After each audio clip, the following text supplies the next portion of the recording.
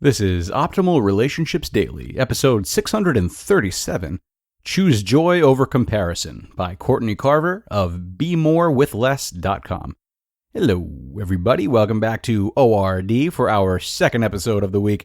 I am your host, Greg Audino, and I am here Monday to Friday to narrate some of the best relationship blogs available online.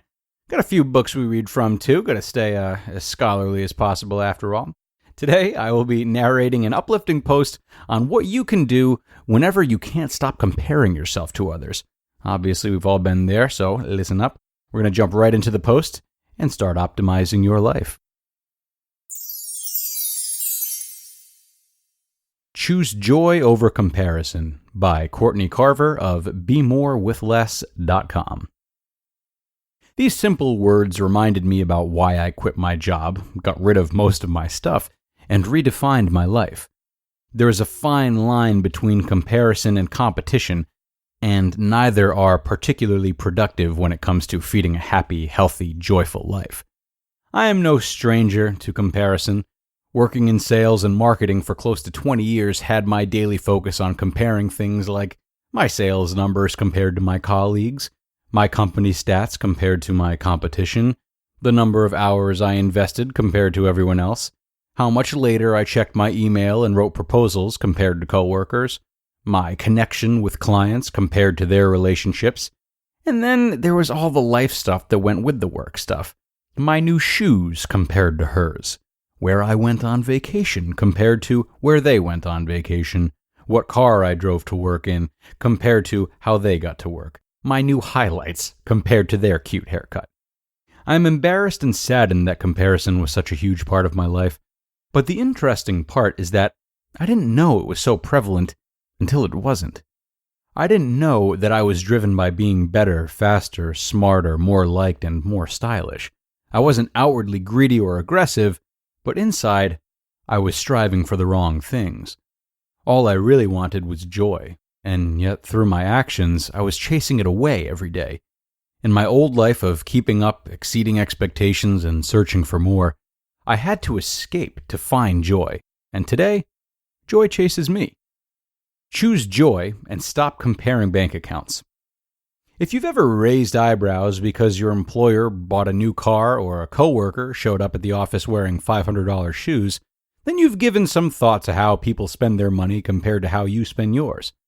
I know you don't actually share bank statements, but you make assumptions based on how people live and what they say. The money they make has no bearing on your happiness, and what they make is only a tiny part of their financial picture. If you were happy with what you were earning until you discovered a coworker made more, ask yourself why you're chasing joy away. Appearance. No one that really cares about you will remember what shoes you wore to last month's sales meeting or your cousin's wedding. If you try to keep up with the latest trends and compare yourself to magazine ads and mannequins at the mall, you will be uncomfortable, broke, and frustrated. Instead, dress with fewer items that allow you to be creative, gentle, and happy. Shoes that squeeze your feet and jeans that cut off the circulation in your thighs aren't joyful. Dress to enjoy your day, not so that others can enjoy you. You will remember the moment, and they will remember that you were great to spend time with, not what you looked like. Children. With stories of babies on exclusive private school waiting lists and back-to-back activities for kids, you might compare what you're doing with your own kids. Why did you take your kids hiking this weekend instead of driving back and forth to music, sports, and language classes? Why are your kids at home with you all summer instead of away at camp learning something that will build their college applications? Why aren't your kids taking 5 AP classes instead of the curriculum that they really enjoy? What? Your kid isn't going to college? You get the idea. Comparison will steal the joy of watching your children learn to love their own life. Teach your children that they are perfect and imperfect, not better or worse than someone else. Give them room to breathe, solve problems, and discover what makes their hearts sing. Body image. If you've ever wanted to be skinnier than someone else, you know what I mean. Maybe you've even taken drastic measures to measure up. Instead of comparing and falling short, think about how you want to fuel your body to be joyful with great energy. Make slow changes based on what your body needs, not based on the dress you want to wear that won't zip or the friend that seems to always be the perfect weight. Relationships. Have you ever compared the relationship you have with someone to another? Similar to the financial comparisons, you never know the full story. I have seen countless marriages and relationships crumble that looked perfect from the outside. You catch a glimpse of other relationships, but the only ones you can really know and enjoy are yours. Pour yourself into them. Whenever you start to focus on a relationship that doesn't include you, shift focus and write a love letter and connect more deeply with someone you love.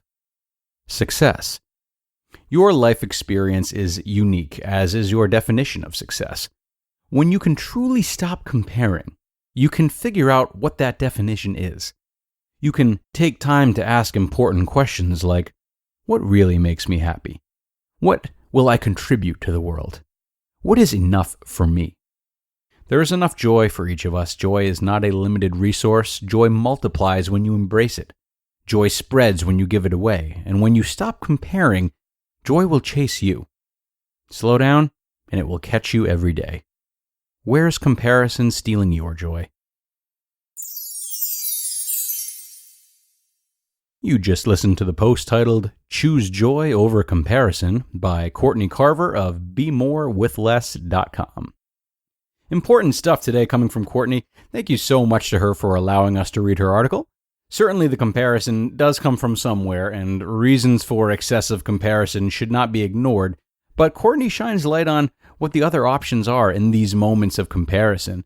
And it is by knowing and taking these actions that long-term changes can happen and new habits can be established, all of which stand to bring much more joy. So, thank you so much to Courtney for sharing. That is a wrap for today's episode, my friends. Thank you for joining me as always, and I hope you have an amazing rest of your day. Go do something joyful, why don't you? I will see you back here again tomorrow with an excerpt from a book on finding hope, where your optimal life awaits.